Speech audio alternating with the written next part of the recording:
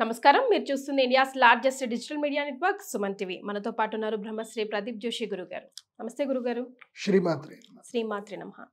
గురుగారు, సిఆర్ సింగి ఇది కూడా వన్ ఆఫ్ ది పవర్ఫుల్ ఏమనాలి ప్రోడక్ట్ అని చెప్తున్నారు. చాలా యూస్ఫుల్. అది కూడా ఈ దీపావళి సీజన్లో ఇంకా దాని పవర్ పెరుగుతుంది అంటున్నారు. అయితే నాకు ఇందులో డౌట్స్ అంటే అసలు సిఆర్ సింగి అంటే మామూలు ప్రేక్షకులకి చాలా తక్కువగా తెలుసు, వెరీ రేర్ వినడం. అండ్ స్త్రీలు అస్సలు ముట్టుకోకూడదు, దీనికి సంబంధించిన పూజలు చేయకూడదు అని అంటున్నారు.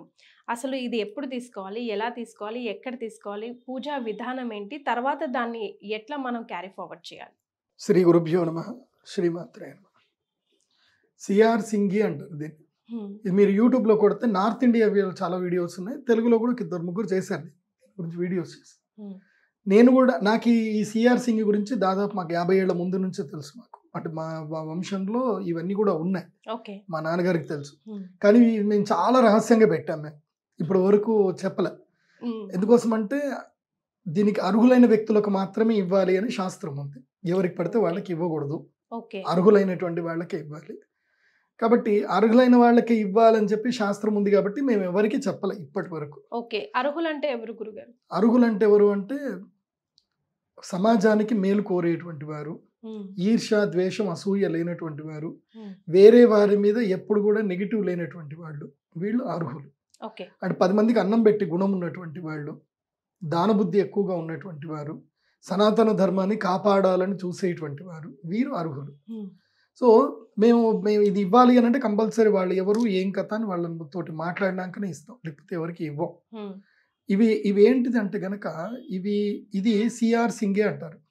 ఇప్పుడు మనము ఒక మామూలు నానుడి వింటుంటాం, నక్క తోక తొక్కాడరా అని అంటారు. ఎందుకోసం అంటారు నక్క తోక తొక్కాడు? వాడికి నష్టం జరుగుతుంటారా, లాభం జరుగుతుందా? లాభం జరుగుతూనే నక్క తోక తొక్కాడు అంటారు. ఇది నానుడి ఎక్కడి నుంచి వచ్చింది అని అంటే గనక ఈ యొక్క హిమాలయాల్లో తోడేళ్లు నక్కలు తిరుగుతూ ఉంటాయి. కైండ్ ఆఫ్ వాటి జాతికి సంబంధించినవి. ఇవి హిమాలయాల్లో ఉంటాయి.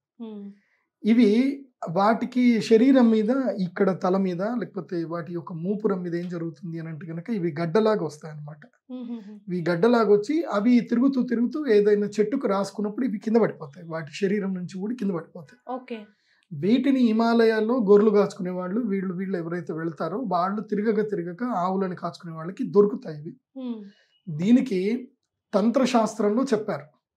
అంటే ఈ యొక్క తోడేళ్ళు లేకపోతే నక్కలు వీటికి సంబంధించిన వీటి చర్మము నుంచి స్వతసిద్ధంగా న్యాచురల్గా ఊడి పడిపోయినటువంటి వాటిని తీసుకొని కొన్ని విశేషమైనటువంటి భైరవ తంత్ర పూజలు చేసుకునేటువంటి వారికి వాటి యొక్క సన్నిధానం ఉంటుంది. అంటే వీళ్ళకి వశీకరణ యోగ సిద్ధి కలుగుతుంది. వీళ్ళ మాట ఎక్కడ పోయినా పారుతుంది, వీళ్ళకి ఏదైనా సరే జరిగిపోతుంది. అంటే వీళ్ళకి అభీష్ట సిద్ధి కలగడానికి అది బాగా ఉపయోగపడుతుంది అన్నమాట. ఇంకోటి ఏంటంటే కనుక ఎవరి దగ్గర అయితే ఈ సిఆర్ సింగి ఉంటుందో వాళ్ళకి కొన్ని భూత ప్రేత బాధలు వాళ్ళకి కలగవు. కాబట్టి సిఆర్ సింగి అనేటువంటిది ఈ విధంగా ఉపయోగపడుతుంది అనేది కొన్ని తంత్ర గ్రంథాల్లో చెప్పారు. ఆ తంత్ర గ్రంథాలు కూడా సింపుల్ చెప్తున్నాను, నేను ఇక్కడ దాచను. ఇవి ఎవరు చెప్పరు. ఏ గ్రంథంలో ఉంది అని అడుగుతారు చాలా మంది, ఎవరు చెప్పరు. ఈ యొక్క యంత్ర చింతామణి అని ఒక గ్రంథంలో ఉంటుంది, అదేవిధంగా రావణ సంహిత అని ఒక గ్రంథంలో ఉంటుంది, తర్వాత బైషజ్య రత్నావళి అనే గ్రంథంలో ఉంటుంది, తర్వాత బైషజ్య తంత్రం అనే దాంట్లో ఉంటుంది, తర్వాత రుద్రయామల తంత్రం అనేటువంటి గ్రంథంలో ఉంటుంది. కానీ మీరు ఎంత వెతికినా మీకు దొరకదు అది. ఎందుకోసం అంటే సంస్కృతంలో ఉంటుంది. సంస్కృతంలో ఉన్న శ్లోకాలు చదివి వాటిని డీకోడ్ చేయాలి. ఆ డీకోడ్ చేయాలంటే మీకు సంస్కృతం వచ్చి ఉండాలి. సంస్కృతం రాకపోతే నేను ఇప్పుడు చెప్పిన గ్రంథాలన్నీ మీకు వేస్ట్. ట్రాన్స్లేషన్ చేస్తే దొరకదు, ట్రాన్స్లేషన్ చేసే వాళ్ళకి దొరకదు. సంస్కృతం ఒరిజినల్గా తెచ్చినటువంటి వాళ్ళకి తెలుస్తుంది. ఇవన్నీ తంత్ర గ్రంథాలు చాలా గొప్పనైనటువంటివి. రావణ సంహిత అనే గ్రంథం అందులో చాలా శ్రేష్టమైంది. చాలా మందికి రావణ సంహిత ఫ్రీగా దొరుకుతుంది. మీరు కావాలంటే పీడిఎఫ్ డౌన్లోడ్ చేసుకోండి. రావణ సంహిత పీడిఎఫ్ అని కొట్టేస్తే మీకు డౌన్లోడ్ అయిపోతుంది, ఈజీగా దొరికిపోతుంది మీకు. కాకపోతే దాన్ని చదివి దాన్ని అర్థం చేసుకోగలిగి నేను ప్రేక్షకులకు ఏం చెప్తానంటే, ప్రేక్షకులకు ఎప్పుడైనా సరే నేను ప్రాపర్ నాలెడ్జ్ ఇస్తాను. ఇప్పుడు నేను ఇది చెప్తుంది ఇది నా ఒక్కడికే తెలుసు, ప్రపంచంలో మీకు ఎవరికి తెలియదు అనేటట్టు చెప్పట్లే. మీకు ఏం చెప్తున్నాను, రావణ సంహిత డౌన్లోడ్ చేసుకోండి, అందులోపల ఇండెక్స్ మొత్తం చదవండి. అసలు రావణ సంహిత యొక్క గొప్పతనం ఏందో మీకు తెలుస్తుంది. మీకు మొత్తం పుస్తకం చదివేంత శక్తి సామర్థ్యాలు నాలెడ్జ్ లేకపోవచ్చు, కానీ ఇండెక్స్ చదివితే మీకు తెలుస్తుంది కదా, వాట్ ఈస్ ద టైటిల్, అందులోపల ఏముందనే తెలుస్తుంది కదా. యూ డౌన్లోడ్ ఇట్, అప్పుడు మీకు తెలుస్తుంది. తర్వాత ఇంకోటి సిద్ధనాగార్జున తంత్రం అనే గ్రంథంలో కూడా ఇది ఉంటుంది. దీనికి సంబంధించిన విశ్లేషణ ఉంటుంది. ఇలా కొన్ని తంత్ర గ్రంథాలు ఉంటాయి. ఆ తంత్ర గ్రంథాల లోపల ఈ యొక్క సిఆర్ సింగ్ని ఎలా సద్వినియోగం చేసుకోవాలి, ఎప్పుడు సంగ్రహించాలి, ఎప్పుడు పూజ చేసుకోవాలి అనేది కూడా ఉంటుంది. ఓకే. సో ఇప్పుడు మనం ప్రేక్షకులకి ఏం చెప్తున్నాం ఇప్పుడు దీని గురించి? ఈ సిఆర్ సింగ్ గనక మీకు కావాలి అనుకుంటే యోగ్యమైనటువంటి వ్యక్తులనే కలవండి, మంచి గురువులనే కలవండి, కలిసి వాళ్ళ దగ్గరికి వెళ్ళి వినమ్రపూర్వకంగా అడిగి స్వీకరించండి. దానికి కొన్ని నియమాలు ఉంటాయి, ఆ నియమాలు స్వీకరించండి. ధనత్రయోదశి రోజున దీన్ని తీసుకొని పూజ చేసుకోవాలి.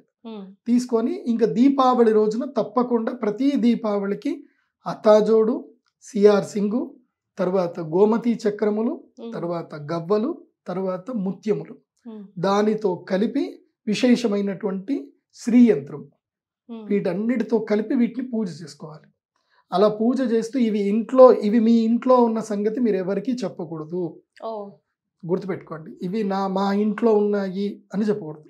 మీకు ఒకవేళ మంచి జరిగింది, మీరు ఏ గురువు దగ్గర తీసుకున్నారో మీరు ఆ గురువు గారి దగ్గరికి వెళ్ళండి, మీకు మంచి జరుగుతుంది, తీసుకోండి అని చెప్పండి. కానీ మీ ఇంట్లో ఉంది అన్న సంగతి ఎవరికి చెప్పొద్దు. ఇది రహస్యం ఉంది అని ఎవరికి తీసి చూపించకూడదు. ఓకే.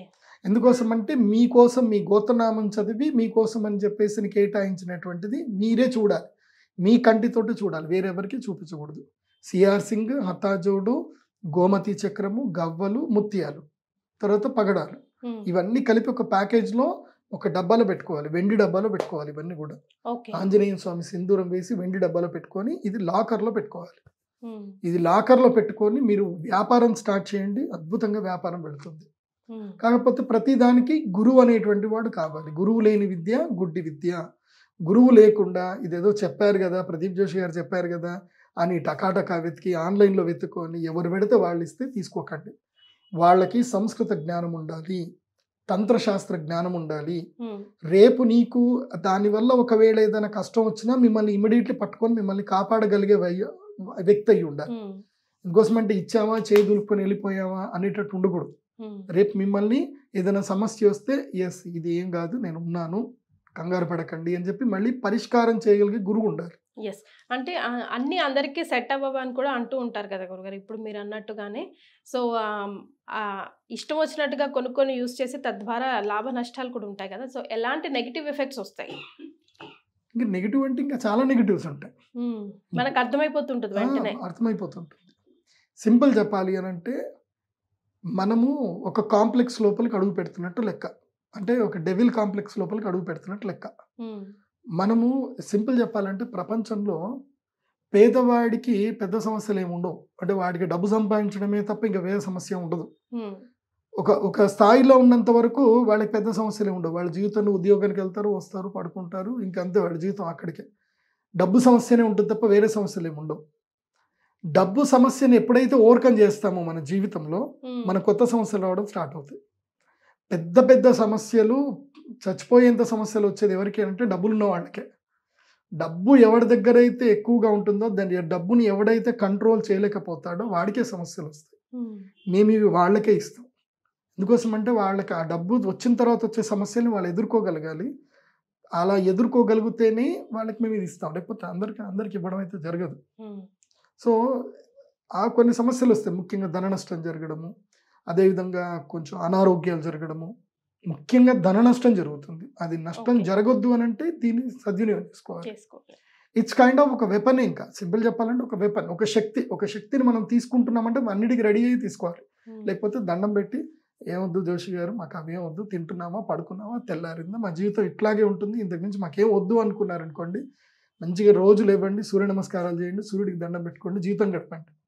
రిస్క్ కావాలి జీవితంలో, గొప్పగా ఎదగాలి, ఏదైనా సరే అయినా పర్వాలేదు, కష్టపడి మేము పైకి వస్తాం గురుగారు, మేము దీనివల్ల మేము సద్వినియోగం చేసుకుంటాము, మేము సనాతన ధర్మాన్ని కాపాడుతాము, 10 మందికి అన్నం పెడతాము, మేము మంచి పనులు చేస్తాము అని అంటే ఇవి తీసుకోండి. మంచి పనులు చేయము, మేము స్వార్థంతో ఉంటాము అని అంటే మాత్రం తీసుకోవద్దు. రైట్. సో మీకు ఏది కావాలో మీరే డిసైడ్ చేసుకోండి. థ్యాంక్ యూ గురుగారు. నమస్కారం. శ్రీమాత్రే.